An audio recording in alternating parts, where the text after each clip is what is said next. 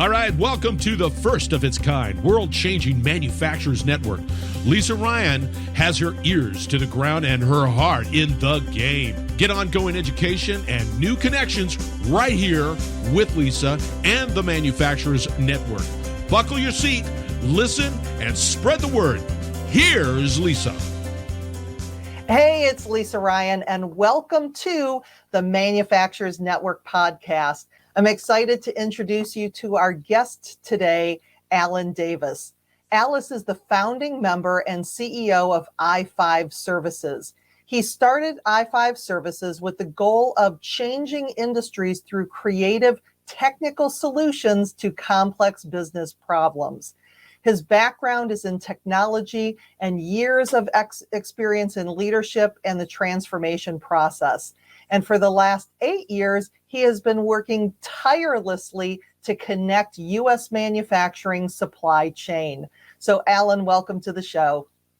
Thank you. Thanks for having me today, Lisa. It's great to be with you. Well, Alan, share with us some of your background. What led you to focusing on manufacturing and then the founding of i5 Services?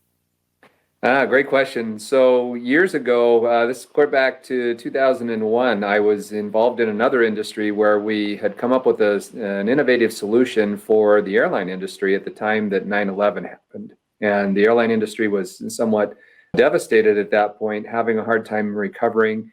And our solution came along at a time when it had just a huge impact for our client that we were working for, about $40 million a year of recovery and $120 million of improvement in the revenue stream.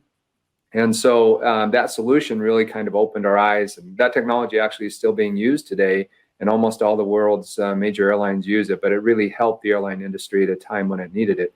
But that kind of opened my eyes to the fact that there was this great need for some very innovative technical solutions that would solve very complex business problems, and that they would have a direct impact to the bottom line for our clients and have a dramatic impact in a positive way to the entire industry or ecosystem that they serve. And so fast forward a few years, the downturn of the economy happened. I got a nice severance package from my former employer, and we started i5 Services. And here at i5 Services, we actually started focusing on manufacturing just a couple of years after we had started the company, because there was an economic development study that was done in the state of Utah to determine how to improve the various economic sectors. And part of that study was when they looked at manufacturing, they determined that they needed what they called back then a virtual industrial park. But it was just this ability to better connect manufacturers together with the thought and the idea that if a large manufacturer, for example, could buy local first, it would keep more jobs, more dollars in the state, and therefore boost the economy overall in manufacturing. And so we were selected to build the solution for that, along with the Utah Manufacturers Association. And we brought together manufacturers from around the state. We probably had 30 or 40 manufacturers participate. In over 4 months, we actually held workshops for 4 months. Every other Friday for 4 hours, we got in a conference room and we really just dug really deep into why was the solution needed? Why weren't the existing solutions out there solving the problem? And, what were the benefits for doing this? And, it was really a very informative and very enlightening process, because as we went through this, we truly understood that our manufacturing ecosystem is not connected well. In fact, not well at all, to the point where we have a hard time finding manufacturing capabilities. And so anyone who has, had their eyes open during the pandemic will certainly understand and recognize challenges and problems in supply chain, right? And maybe we'll talk about that a little bit today. But as we were looking at the problem, the manufacturers said this to me, and I thought this was really eye-opening. They said, go to any solution that's out there today. This would be, ThomasNet or MFG.com or Google or, any search engine, and try to do a search and find all the woman-owned plastic injection molding companies in the state of Utah, and tell me what you find, right? And you cannot get a comprehensive set of results in any solution out there other than the one that we actually built at that time for the state of Utah. But we put a prototype together while we were going through the workshops.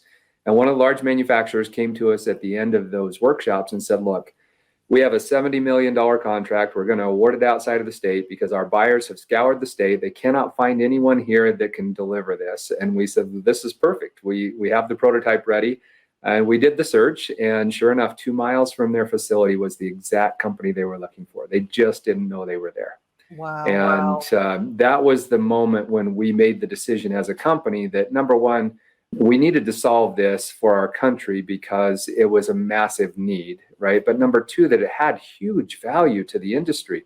If we could solve this, not just for the state, but for our country, imagine the economic impact that it would have. And so at that time, we decided this is our journey, this is our path, this is where we're going, and we've been all in ever since, trying to make sure that we built the right solution for our country. And we built the first U.S. manufacturing supply chain connection solution that connects us into the manufacturing capabilities of the United States. And that's really what it's all about. I mean, you look at what I'm trying to create here with the Manufacturers Network podcast is connecting manufacturers, because sometimes you get so focused on your business and what you're doing and your products, and either you don't think about other manufacturers in the area, or unfortunately you look at them if that's the competition and I don't want anything to do with them, versus building this connection, this group of people. And like you said, so easily being able to know who you can give the business to if for whatever reason you're not the right company for it, or you don't have what you need to fulfill that order, and partnering with other manufacturers. It seems so easy, something that we should have been doing all along, but just putting that focus on, like you said, keeping it local to have the jobs and everything else, and building those relationships. Yeah, and it's amazing, if you start and you look, when you need to source something, if you start looking local first, right, and then you can expand your search beyond your local community to your state and then to your country and then international, right, that helps no matter which ecosystem you're in. That helps your ecosystem, because starting local first is always going to be the most economical solution. Well, not always, but almost always going to be the most economical solution if you can find the right kind of provider. Now, if you can't find the right kind of provider, then obviously you have to expand that search. And sometimes that does take you all the way to international. But there's definite advantages to everyone if you start with that local search first. Well, and especially when you look at things like the contribution to the local community, of standing out there, of letting people in your community, in your area, know what you're about, know what your mission is, how you're contributing, because then also in a market where it's so difficult to find the correct skilled labor force that you need, that also makes your plant somewhere where people want to work. They want to be a part of that because they see what you're doing locally. Yeah, absolutely. And in fact, that was right after supply chain. Workforce was the next area that manufacturing asked us to start working on. And so we've actually, we have a workforce module within the solution is Connects Marketplace. You can find it at connectsmarketplace.com. But that was the next piece that they came forward with and said, look, it's great if we solve the supply chain problem, but that introduces the next problem right behind it, which is, do we have the workforce to be able to sustain that business, right? And that's been an ongoing problem for a number of years. It seems to be exacerbated in the current climate. And so there's a lot that we need to do in that area as well. And R&D, or innovation, is right there with it. So we're actually working on all three of those problems and trying to help solve the challenges associated with them in manufacturing. Well, and we think about workplace. I mean, back in the day, it was you went into manufacturing because you could make great money with great benefits and all this. And now you're not only competing with other manufacturers, but you're competing with Amazon. You're competing with all of these other tech companies that have money to play with. And we're getting away from having that conversation. So again, looking at the things that differentiate that career in manufacturing, and knowing that we need to have that conversation to attract people into the labor force that we're so desperately looking for. Yeah. So in this technology, and I know that there's no easy button that you can just, slap and have potential workers show up at your door, but what are some of the things that you have found that is working in attracting the workforce that we need? Yeah, and that's a big question because there are a lot of things that contribute to it. But let me just see if I can touch on a couple of them. So one of the first things is manufacturing struggles to compete for workforce, particularly in the U.S., largely because of some perception problems. We still, as a country, by and large, have a perception that manufacturing is this old, dirty industry that no one wants to work in, and it's hard work and low pay. And that perception could not be further from the truth. Today's manufacturing is very much high tech and tremendous jobs. In fact, on average, they pay about 0.25% more than just about any other industry. And so, it is really fantastic industry to be involved in. Getting past that perception problem is part of what we're trying to help with in the application, and better connecting industry and our education institutions so there's a better exchange of knowledge, understanding, and information between them, right? So if kids who are attending, let's say everything from grade school all the way through university, and they wouldn't be kids at that point, but anyway, students who are attending, if they don't have an understanding of what some of those pathways are, of what some of the opportunities are, of the amazing high-paying jobs and incredible careers that are available in manufacturing, all the way from the time that they begin learning about the workplace and learning about jobs and starting to think about what those jobs might be for their future, and then obtaining the right skills to be able to enter into those jobs, then we haven't solved the problem, because it really has to come all the way through that process in order for the next generation of workforce to understand what the opportunities are and to take advantage of them. So there's that issue. And then there's the issue of helping the existing workforce transition to manufacturing jobs, right? And be able to find a pathway that takes them from their current place of employment or direction of career to be able to make an adjustment, a change, or a pivot to come back over into manufacturing and take advantage of some of those amazing jobs. So those are a couple of the things. There's also some challenges associated with training the existing workforce. There's a concern occasionally about automation and robotics and things like that taking over all the jobs, right? And that's just not the case. When you implement automation and robotics, the reality has been is it almost always creates more jobs and increases production, right? And so an interesting statistic that I think helps here is that with 1/10 of the labor force, we produce almost the same output as China in manufacturing. So China produces about 20% of the world's goods. We produce about 18%. They do it with about 200 million, where as opposed to our 20.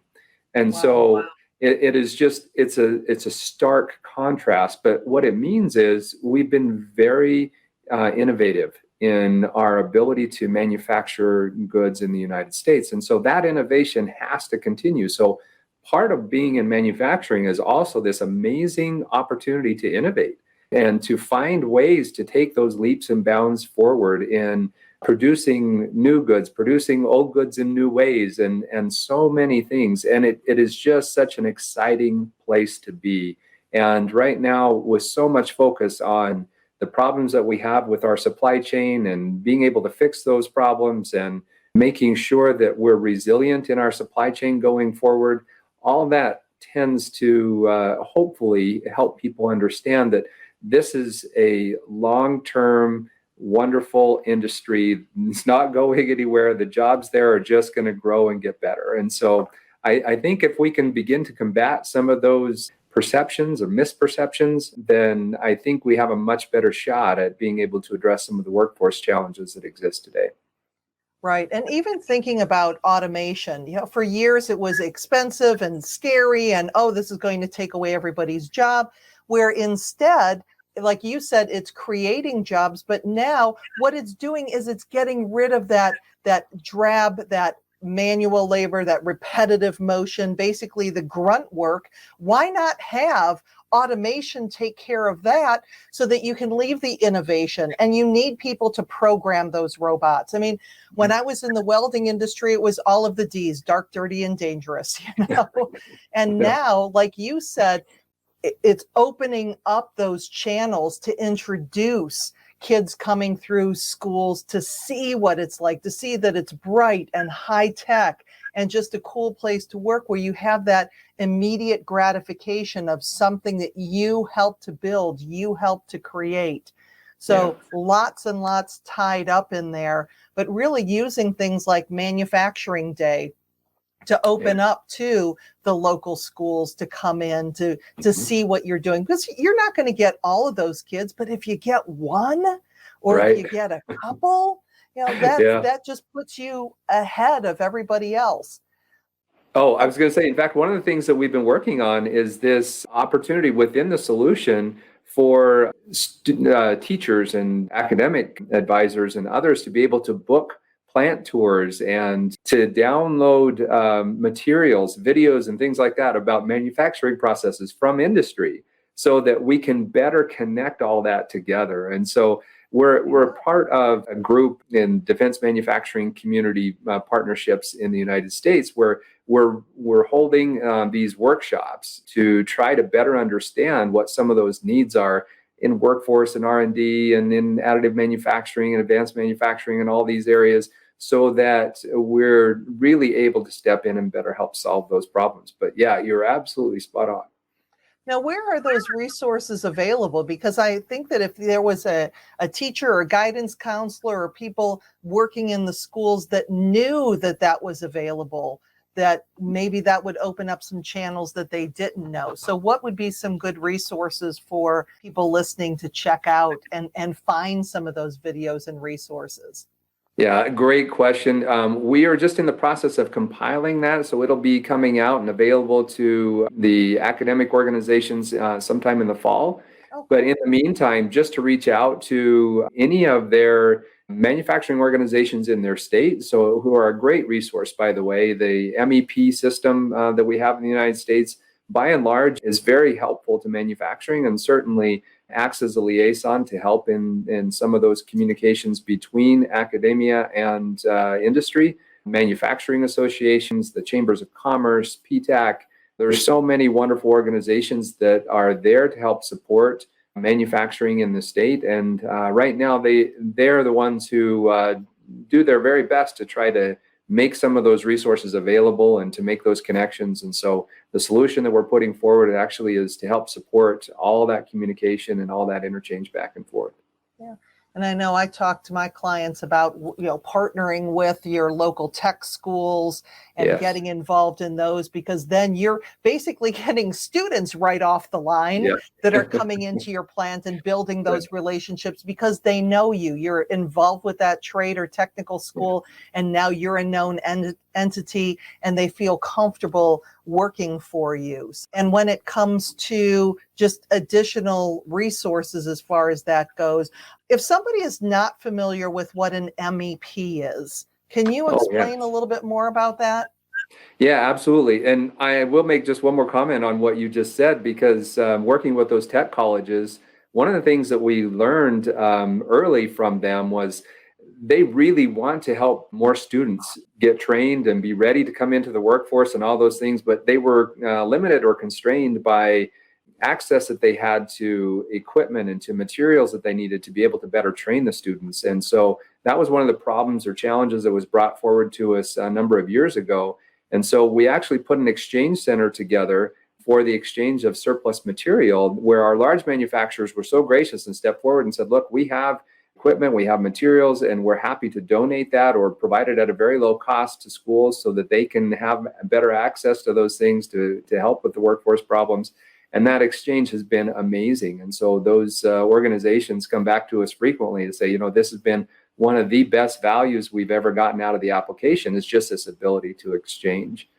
And so coming back to your question, because I responded to your comment first and haven't answered your question yet. It's all good.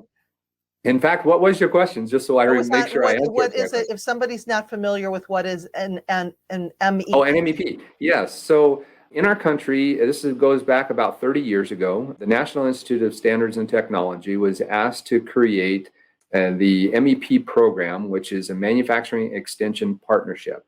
And what that is an organization, and there is one MEP who is a partner to NIST in every single state. And they have federal funding to help manufacturers, particularly with challenges and issues that they face around, for example, being certified or finding some training that they might need to better help the manufacturers with their operations. And their mission continues to kind of expand and grow. And I know they're very much involved in helping with issues like cybersecurity and making sure that your plant is safe and secure, and just loads and loads of resources that are available through the MEP network and your local MEP in your state. Okay, so they can just basically do a Google search on their state and MEP, and that should be able to come up easily findable. Okay. Yep, absolutely. And then finally, let's get to the issues with the supply chain. Some of the things that you're seeing are the issues and what is working right now. What are some of the good things that manufacturers are doing in an area that maybe there's the supply chain is struggling and they're able to turn it around?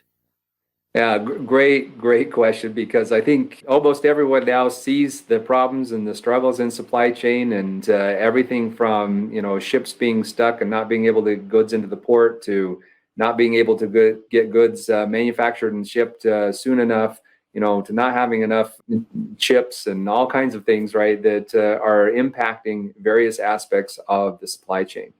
But in a very positive way, I see when these kinds of challenges arise, it opens a door and an opportunity for innovation and for positive change. And so I tend to gravitate toward what I see is happening to address the issues, right? And so in addition to just trying to work through the problems to get the supply chain flowing again, there's also a lot of innovation and a lot of focus and effort around trying to maybe change the supply chain a little bit. See if you can't find a supplier who is closer to your facility or who can provide to you something in the United States that maybe you were getting overseas. Now, that's not always possible, and it's not always feasible, and it's not always the best course of action, but we're seeing it often right now.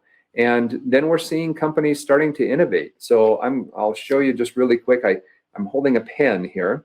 This is the very first promotional pen produced in the United States in, I can't remember how many years. The manufacturer shared the number of years with me, and it was astonishing, and I apologize for not being able to remember it. But we have not produced a pen in the United States, a promotional pen, for many, many years. And this is a 3D printed pen, and one of the first pens produced in the United States. And that is because there's been these problems in supply chain, and manufacturers are stepping forward. And I know I'm using a very simple example of just a pen, but I use that just to illustrate that this is happening all over the United States, where manufacturers are seeing the problem, they're stepping up, and they're saying, look, we have an opportunity to do things differently and to bring some things back maybe that should have stayed here all along. In fact, in our manufacturing council, so I chair the C-suite manufacturing council, and in the council we talk about, and we've been talking about for a couple of years now, that there are 4 main areas of production that really should be happening in the United States as a matter of national security. And that's our defense, our pharmaceutical, our medical supply, and our food supply, right? And those are critical areas of supply that we have to address, and we cannot be overly dependent upon a foreign nation, particularly one that we may not have the best relationship with. And so those are areas of supply that we're seeing a lot of focus now around how is it that we not just address the issue, but have a more sustainable supply chain, whether that be, just produced in the United States, or at least produced here primarily with dependence on more friendly states and those who we may not have to go quite so far if there happens to be a supply chain disruption.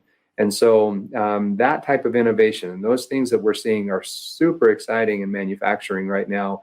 And I just love the innovation of U.S. manufacturers. I love how they're stepping forward. I know it took a long time for people to see the effects of the changes that were made in PPE and things like that being produced in the United States. But I think that's also caused us as a country to start looking at how sustainable our supply chain is and what we need to do to become resilient, right? So that the next time we have a significant challenge, we're much better prepared to respond. And, the solution we're working on is all geared toward that, right? To making sure that if we need to pivot, we can pivot quickly. We can find a manufacturing capability. We can help that manufacturer stand up and produce what's needed.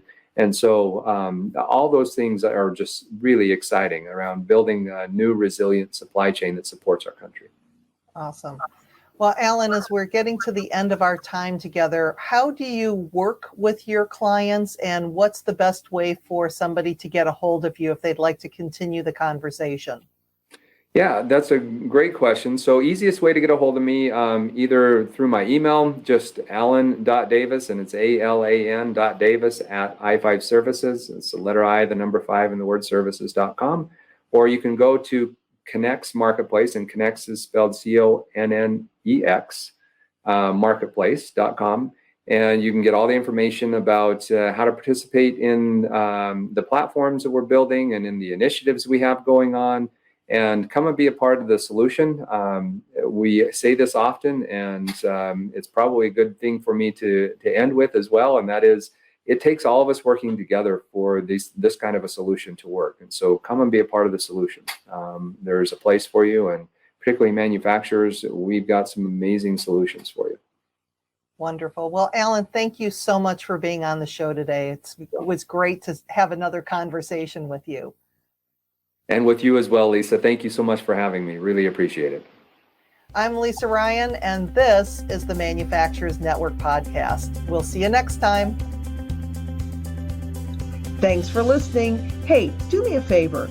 If you like what you've heard, please subscribe and give us a 5-star rating. Also, feel free to share the podcast with your friends and colleagues so we can grow the network and connect more fantastic folks just like you. You can either go to the website at manufacturers-network.com or share the podcast on your LinkedIn, Facebook, Twitter, Instagram, or wherever you and your industry friends hang out. The bigger and faster we grow this network, the stronger and deeper community we will have. I appreciate you. Thank you.